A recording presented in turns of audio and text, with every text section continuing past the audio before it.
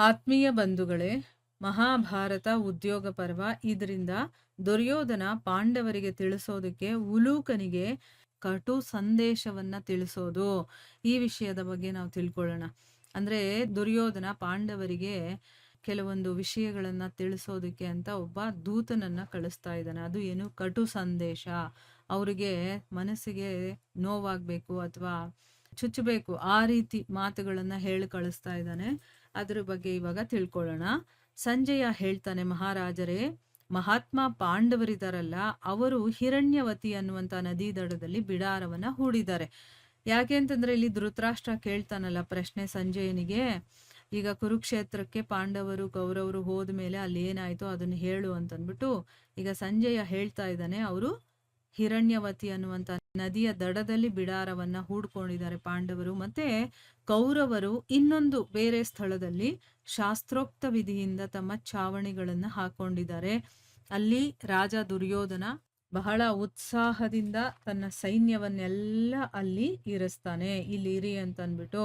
ಮತ್ತೆ ಬೇರೆ ಬೇರೆ ತುಂಡುಗಳು ಇರುತ್ತಲ್ಲ, ಅಂದ್ರೆ ಬೇರೆ ಬೇರೆ ಗ್ರೂಪ್ಸ್ ತರ ಮಾಡಿರ್ತಾರೆ. ಒಂದೊಂದು ಭಾಗವಾಗಿ ವಿಂಗಡಣೆ ಮಾಡಿರ್ತಾರಲ್ಲ, ಆಯಾ ತುಂಡುಗಳಿಗೆ ಬೇರೆ ಬೇರೆ ಸ್ಥಾನಗಳನ್ನ ನಿಯುಕ್ತಗೊಳಿಸಿ ಎಲ್ಲಾ ರಾಜರಿಗೂ ಕೂಡ ಅವನು ಬಹಳ ಗೌರವ ಸನ್ಮಾನ ಎಲ್ಲ ಮಾಡ್ತಾನೆ. ಆಮೇಲೆ ದುರ್ಯೋಧನ ಕರ್ಣ, ಶಕುನಿ ಮತ್ತೆ ದುಶ್ಯಾಸನನ ಜೊತೆ ಸ್ವಲ್ಪ ಗುಪ್ತವಾಗಿ ಏನೋ ಒಂದು ಚರ್ಚೆಯನ್ನ ಮಾಡಿ ಉಲೂಕ ಅನ್ನವನನ್ನ ಕರೆದು ಹೇಳ್ತಾರೆ, ಉಲೂಕನೇ, ನೀನು ಪಾಂಡವರ ಹತ್ರ ಹೋಗು, ಮತ್ತೆ ಶ್ರೀ ಕೃಷ್ಣನ ಮುಂದೆನೆ, ಅಂದ್ರೆ ಅವನು ಇರ್ಬೇಕು, ಕೃಷ್ಣನೂ ಇರ್ಬೇಕು, ಆಗ ಪಾಂಡವರಿಗೆ ನಾನು ಹೇಳುವಂತ ಈ ಸಂದೇಶವನ್ನ ನೀನು ತಿಳಿಸು ಅಂತ ಅಂದ್ಬಿಟ್ಟು ಹೇಳ್ತಾನೆ. ಈಗ ಏನು ವಿಷಯವನ್ನ ತಿಳಿಸೋದಕ್ಕೆ ಹೇಳ್ತಾನೆ ಅನ್ನೋದನ್ನ ತಿಳ್ಕೊಳ್ಳೋಣ. ಯಾವುದಕ್ಕೋಸ್ಕರ ವರ್ಷಗಳಿಂದ ವಿಚಾರ ನಡೀತಾ ಇತ್ತೋ, ಆ ಕೌರವ ಮತ್ತೆ ಪಾಂಡವರ ಭಯಂಕರ ಯುದ್ಧ ಅನ್ನೋದು ಈಗ ನಡಿಯಕ್ ಹೊರಟಿದೆ. ಅಂದ್ರೆ ಅರ್ಥ ಏನು? ಎಲ್ರೂ ಕಾಯ್ತಾ ಇದ್ರು ಕೌರವರು ಪಾಂಡವರ ಯುದ್ಧ ಯಾವಾಗ ಆಗುತ್ತೆ ಅಂತನ್ಬಿಟ್ಟು. ಇದಕ್ಕೋಸ್ಕರ ವರ್ಷಗಳಿಂದ ವಿಚಾರ ನಡೀತಾ ಇದೆ. ನೋಡಿ, ಇಲ್ಲಿ ಪಾಂಡವರು ಯಾವತ್ತೂ ಯುದ್ಧ ಮಾಡ್ಬೇಕು ಅಂತ ಅವ್ರು ಯೋಚನೆ ಮಾಡಿದವರೇ ಅಲ್ಲ, ಅದನ್ನ ಮಾಡಿದವರೇ ದುರ್ಯೋಧನಾದಿಗಳು. ಅವರ ವಿಷಯನೇ ಹೇಳ್ತಾ ಇದ್ದಾನೆ. ಆಮೇಲೆ ಇನ್ನೊಂದೇನು ಅಂತಂದ್ರೆ, ಇವರಿಗೆಲ್ಲ ಮೋಸ ಮಾಡೋದಕ್ ಶುರು ಮಾಡ್ತಾರಲ್ಲ, ಅವಾಗಿನಿಂದ ಭೀಮ ಮತ್ತೆ ಅರ್ಜುನನಿಗೆ ತುಂಬಾನೇ ಕೋಪ ಇತ್ತು ಅವ್ರ ಮೇಲೆ. ಅದಕ್ಕೆ ಯುದ್ಧ ಆಗ್ಬೇಕು, ಆ ಯುದ್ಧದಲ್ಲಿ ದುರ್ಯೋಧನನನ್ನ ನಾವು ಕೊಲ್ಬೇಕು ಅನ್ನೋದು ಅವ್ರ ಮನ್ಸಲ್ಲಿತ್ತು. ಅದಕ್ಕೋಸ್ಕರ ಇಲ್ಲಿ ವಿಚಾರವನ್ನ ಹೇಳ್ತಾ ಇದ್ದಾನೆ. ಯಾವ ಯುದ್ಧಕ್ಕೋಸ್ಕರ ಇಷ್ಟು ವರ್ಷಗಳಿಂದ ನಾವು ಕಾಯ್ತಾ ಇದೀವೋ ಅದು ಇನ್ನೇನ್ ನಡೆಯುತ್ತೆ. ಅರ್ಜುನ, ನೀನು ಕೃಷ್ಣ ಮತ್ತೆ ನಿನ್ನ ಸೋದರರ ಸಹಿತ ಸಂಜಯನ ಜೊತೆ ಗರ್ಜನೆ ಮಾಡ್ತಾ ಬಹಳ ದೊಡ್ಡ ದೊಡ್ಡ ಮಾತುಗಳನ್ನೆಲ್ಲ ಆಡಿದ್ಯಲ್ಲ. ಅಂದ್ರೆ ಸಂಜಯನಿಗೆ ದೂತನಾಗಿ ಕಳಿಸಿ ಕೆಲವೊಂದು ಮಾತುಗಳನ್ನ ಹೇಳಿ ಕಳಿಸಿರ್ತಾನಲ್ಲ, ಅದನ್ನ ಹೇಳ್ತಾ ಇದ್ದಾನೆ ಇಲ್ಲಿ. ನೀನು ಏನೋ ದೊಡ್ಡ ದೊಡ್ಡ ಮಾತುಗಳನ್ನೆಲ್ಲ ಆಡಿದ್ದೆ, ಕೃಷ್ಣ ಮತ್ತೆ ನಿನ್ನ ಸೋದರರು ಎಲ್ರು ಕೂಡ ಆಡಿದ್ರಲ್ಲ, ಅದನ್ನ ಅವನು ಕೌರವರ ಸಭೆಯಲ್ಲಿ ಬಂದು ಹೇಳಿದ್ದ. ಈಗ ಅದನ್ನ ಮಾಡಿ ತೋರಿಸುವಂತ ಸಮಯ ಬಂದಿದೆ ಅಂತ ಅಂದ್ಬಿಟ್ಟು ಹೇಳ್ತಾ ಇದ್ದಾರೆ. ಮತ್ತೆ ಇಲ್ಲಿ ದುರ್ಯೋಧನನಿಗೆ ಹೇಳ್ತಾ ಇದ್ದಾರೆ, ರಾಜನೇ, ನೀನು ಬಹಳ ಧಾರ್ಮಿಕ ಅಂತ ಕರೆಸ್ಕೊಳ್ತೀಯ, ಒಳ್ಳೆ ಧರ್ಮವನ್ನ ಪಾಲನೆ ಮಾಡೋನು, ಧರ್ಮರಾಜ ಅಂತೆಲ್ಲ ಅನ್ನಿಸ್ಕೊಳ್ತೀಯಲ್ವಾ.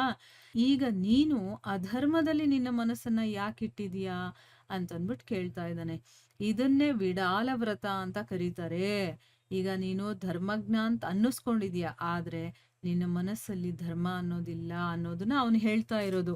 ಅದನ್ನ ವಿಡಾಲ ವ್ರತ ಅಂತ ಕರೀತಾರೆ ಅಂತ ಹೇಳ್ತಾ ಇದ್ದಾರೆ. ಅದಕ್ಕೆ ಒಂದು ಎಕ್ಸಾಂಪಲ್ ಕೂಡ ಹೇಳ್ತಾ ಇದ್ದಾನೆ.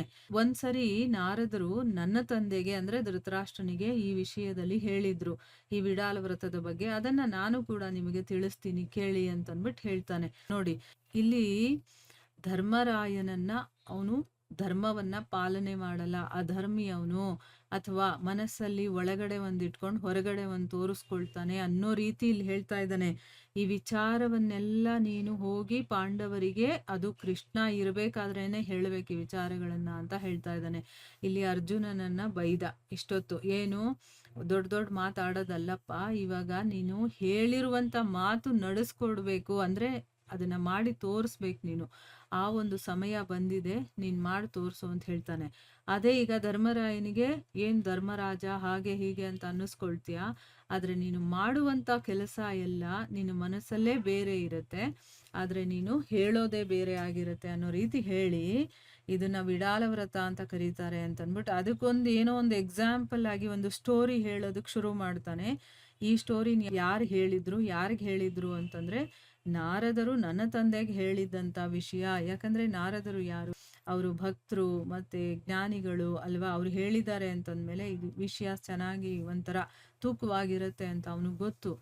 ಸೊ ಸಮಯ ಸಂದರ್ಭಕ್ಕೆ ಯಾವ ರೀತಿ ಹೇಗೆ ಮಾತಾಡಬೇಕು ಅನ್ನೋದು ದುರ್ಯೋಧನನಿಗೆ ತುಂಬಾ ಚೆನ್ನಾಗಿ ಗೊತ್ತಿದೆ.